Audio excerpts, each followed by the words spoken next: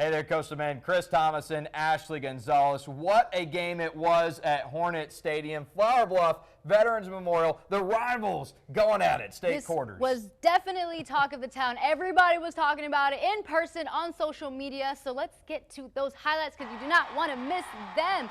So everyone was talking about this game, like we said, Chris. Yeah, you know, about 6,000 or so on hand. Not a huge stadium at Flour Bluff, so they were packed in like sardines. But let me tell you, Chris, not a lot of people, not a lot of capacity, whole lot of lung capacity up in there. They were so loud.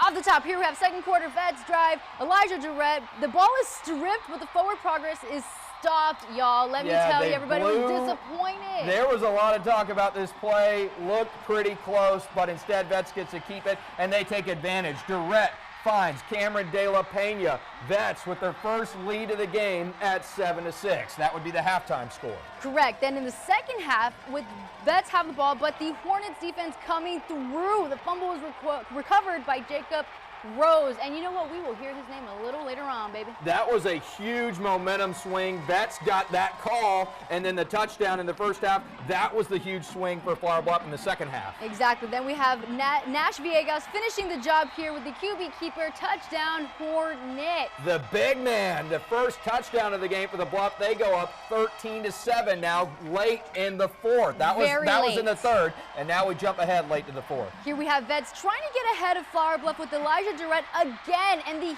huge first down. He almost had it so close, but so far, Chris. He was so close. He knew it. He was out at the 2 or the 3, and now we jump ahead. It's fourth down after a holding call, so 4th and 5.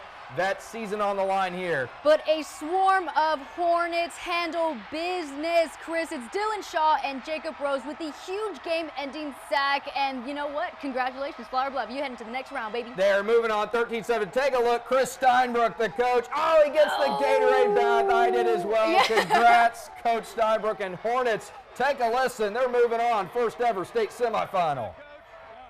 It means everything, man. You know, I'm happy for all the coaches that have come before me, all of our players that have come before these guys, and you know, without them, we wouldn't be where we're at. You know, it was gradual progress as a program, getting better year after year after year, and expectations getting higher and higher. You know, it takes a lot of time to be able to do something like this, and we've been waiting a long time for it, and it sure does feel great. And this represents our defense. Our defense did tremendous today.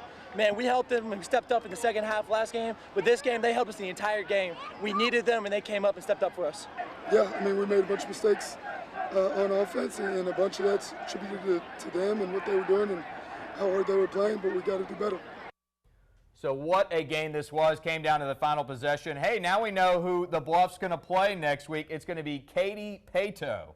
Yes, the Panthers. That'll be in the next round in San Antonio. Chris, you and I will be there. Yeah, they knock off Fort Bend Hightower last night, 35-12. So, like you said, Friday night, 7 o'clock at San Antonio's Heroes Stadium. So, what a night it was for Flour Bluff. Great night also for Veterans Memorial. Great game, at least, for Veterans Memorial. They played their tails off as well, but in the end, Bluff making history. That defense, man, came through all night. They did, and, you know, they had to score 47 to beat GP last week. They won a 13-7 game in this one.